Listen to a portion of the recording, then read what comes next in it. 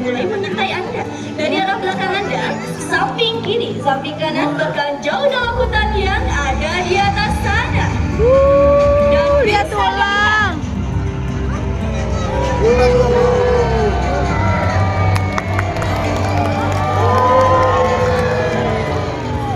Wow, boleh kasih semangat untuk Duduk nanti mama duduk. ini dia burung pemangsa dari jenis elang laut perut putih ataupun white-bellied seagull yang memiliki nama latin Halianthus leococcus dari genus Halianthus. Raptor yang satu ini yang dijuluki sebagai mesin terbang hidup. Tak heran dengan bentangan sayap 1,5 meter hingga mereka mampu terbang dengan kecepatan 115 km per jam. Dan untuk mengawali penerbangan kita yang pertama, boleh dong kasih semangat tepuk tangannya.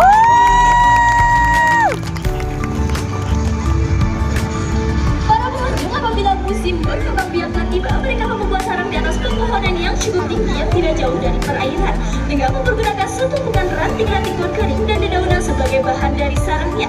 Dan tentunya ia sangat memprotek sarangnya dari berbagai macam gangguan. Anda lihat di sebelah pojok kanan Anda itu merupakan sarang dari burung pemangsa. Mas Jeffrey akan mengganggu sarang dari burung pemangsa. Kita akan lihat bagaimana respon sang pemilik sarang. Apakah ia akan tinggal diam begitu saja atau tak sebaliknya? Dan bisa Anda lihat.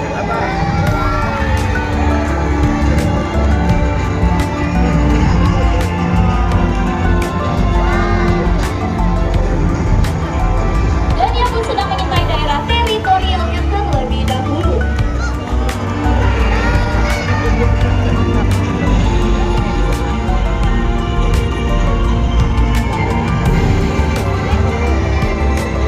Dan langsung menuju sarangnya. Hati-hati Mas Jeffrey, awas. Dan tentunya ia tidak akan diam begitu saja. Dan setelah sarangnya ia rasa aman, ia pun akan melanjutkan perburuannya, yaitu berburu ikan yang ada di atas permukaan air. Dan kali ini kita akan lihat bagaimana raptor yang satu ini berburu ikan yang ada di atas permukaan air.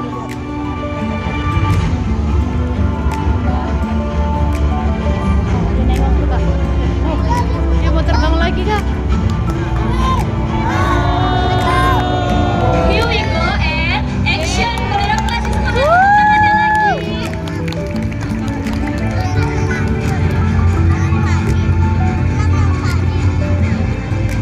Para pengunjung bisa Anda lihat bagaimana kepiawaian raptor yang satu ini dalam berburu ikan yang ada di atas permukaan air. Selain itu, ia mampu mengangkat mangsanya yang berukuran 1,5 dari bobot tubuhnya sendiri dan langsung membawanya ke udara. Masih dari jenis yang sama, burung pemangsa dari jenis elang laut perut putih ataupun white-bellied seagull merupakan salah satu raptor terbesar yang ada di Indonesia yang sering kita jumpai di daerah Sunda besar seperti Kalimantan dan juga Sumatera. Namun untuk daerah Jawa dan Bali sudah jarang ditemukan. Bahkan raptor yang satu ini tidak hanya tersebar luas di Indonesia saja, mereka sudah tersebar hingga ke Bombay, India, Filipina, Malaysia, bahkan tersebar luas hingga ke Australia. Dan jangan lupa, ini dia salah satu raptor terbesar yang ada di Indonesia, the white-bellied seagull. Boleh dong kasih semangat tepuk tangannya lagi.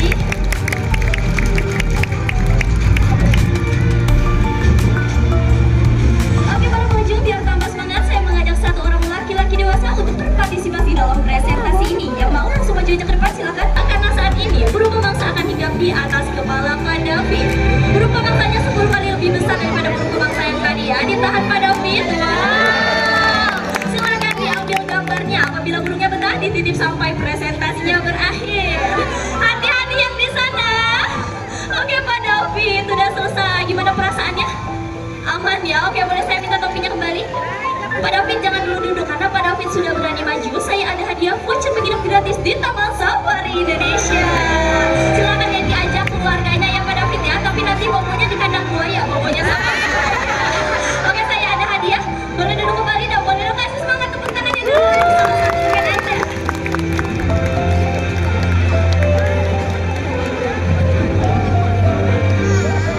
Oke para pengunjung, untuk burung pemangsa tidak hanya dari jenis burung elang saja, ada pun dari jenis burung hantu. Dan burung hantu yang memiliki sifat oportunis yaitu mengambil peluang atau kesempatan pada sarang yang sudah ada yang akan mereka tempati, seperti halnya di lubang-lubang padi, bahkan di lubang-lubang pohon. Bisa Anda lihat. Burung hantu. Burung hantu enggak tuh, hantu enggak? Wow, ini dia burung hantu dari jenis barn owl, serak Jawa, Tito alba dalam bahasa Latinnya. Dan Dan para pengunjung bisa Anda perhatikan, untuk burung hantu yang satu ini yang memiliki keunikan pada bagian iris ataupun face-nya yang berbentuk seperti hati, yang berfungsi untuk mengumpulkan gelombang suara yang ada di sekitarnya, sehingga ia dapat mengetahui mangsanya bahkan dalam keadaan gelap sekalipun. Dan untuk burung hantu yang mampu aktif pada siang dan juga sore hari dengan mempergunakan indera pendengarannya yang sangat tajam. Dan para pengunjung, untuk burung hantu tidak hanya dari jenis barred owl saja, ada pun dari jenis bipis owl ataupun ketupat-ketupat dalam bahasa Latinnya. Bisa Anda lihat? Ini dia burung hantu dari jenis bipis owl ataupun ketupat-ketupat dalam bahasa Latinnya. Seperti hal namanya, burung hantu yang satu ini sering kita jumpai di daerah perairan dan tentunya ia memangsa ikan, katak, kadal dan juga makhluk air lainnya. Dan para pengunjung, di sini saya mau tanya, ada yang tahu kenapa kedua burung yang satu ini dinamakan dengan burung hantu? Ada yang tahu? Karena mencari mangsanya di malam Kenapa, hari. Ibu? Mencari mangsanya di malam Mencari hari. mangsanya di malam hari, benar sekali ya. Selain itu, burung hantu ini dapat terbang tanpa mengeluarkan suara dari kepakannya. Dan kali ini kita akan dengarkan bagaimana suara dari kepakan sayapnya ini nyaris tidak terdengar. Dan kami harap tidak ada yang berdiri karena nantinya burung akan terbang cukup rendah ataupun dekat dengan Anda.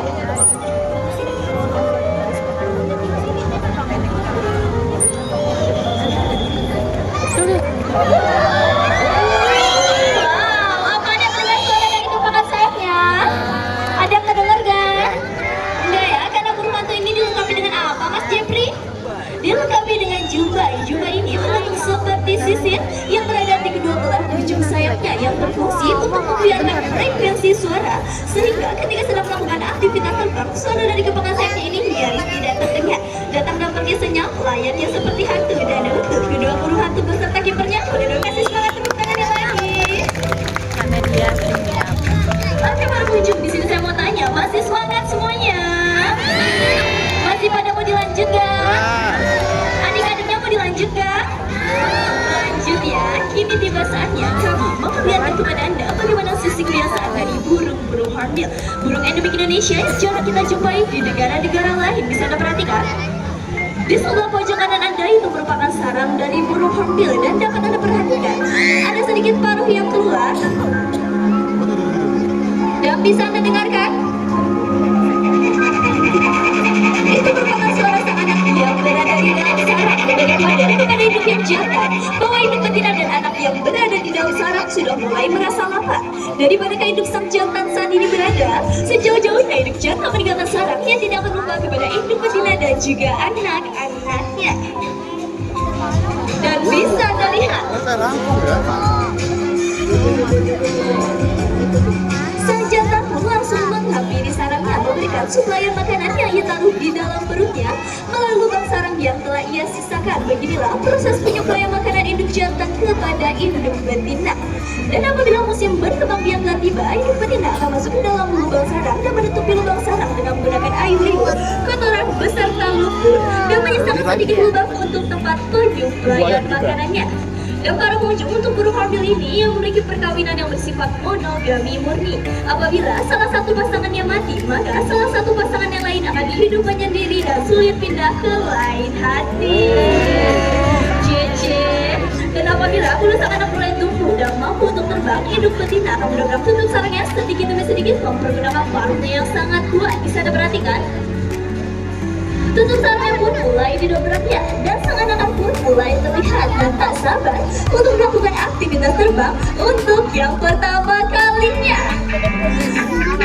Wow, ini dia anak burung hornbill dari jenis jumlah mas. Dan tentunya induk betina pun ia tidak akan diam begitu saja. Ia pun akan keluar untuk memastikan sang anak terbang secara sempurna. Jadi anak ini kak. Ini dia induk yang betina. Dan para pengunjung, untuk membandingkan yang jantan dan betina sangat mudah sekali. Dimana untuk induk yang jantan yang memiliki gelembung udara berwarna kuning, sedangkan untuk induk betina yang memiliki gelembung udara berwarna biru, dan dari bulunya sendiri sudah jelas berbeda. Dan para pengunjung, untuk burung hornbill ini yang dijuluki sebagai zogoni atau penyemai biji-biji tanaman, dimana buah yang ia makan seperti ini Bijinya tidak akan hancur seperti halnya burung paruh bengkok, melainkan akan ia telan utuh dan akan ia keluarkan kembali melalui fesesnya. Suatu ketika sedang terbang ataupun bertengger di atas pohon. Dan jangan lupa, ini dia burung hornbill dari jenis jula emas. Boleh dong kasih semangat tepuk tangannya lagi.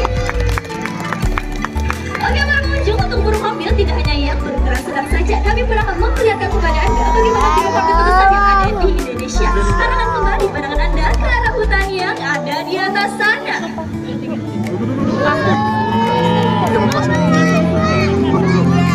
Buka banyak lah.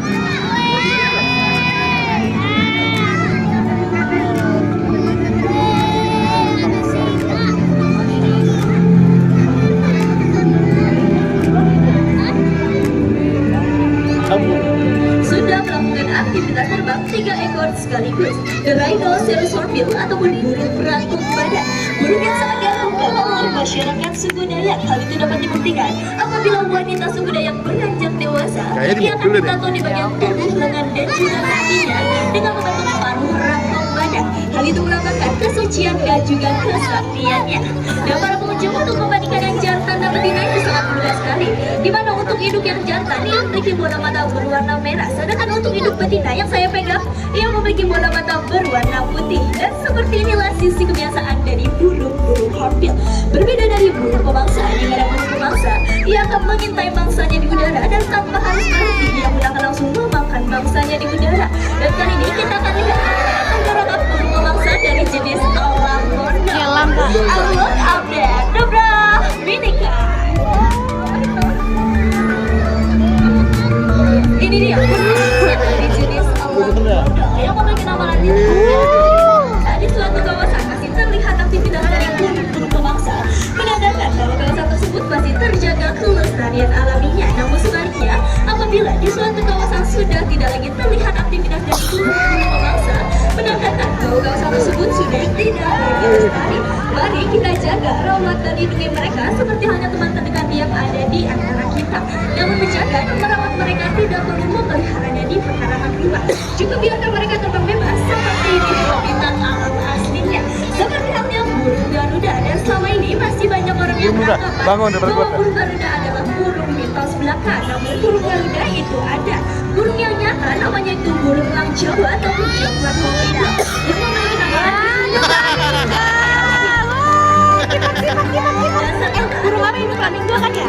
Akhirnya telah berhasil menetas 8 ekor burung Garuda di Taman Safari Indonesia.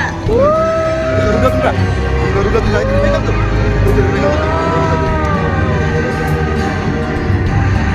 Wow, ini dia salah satu anak burung Garuda yang berhasil menetas di Taman Safari Indonesia.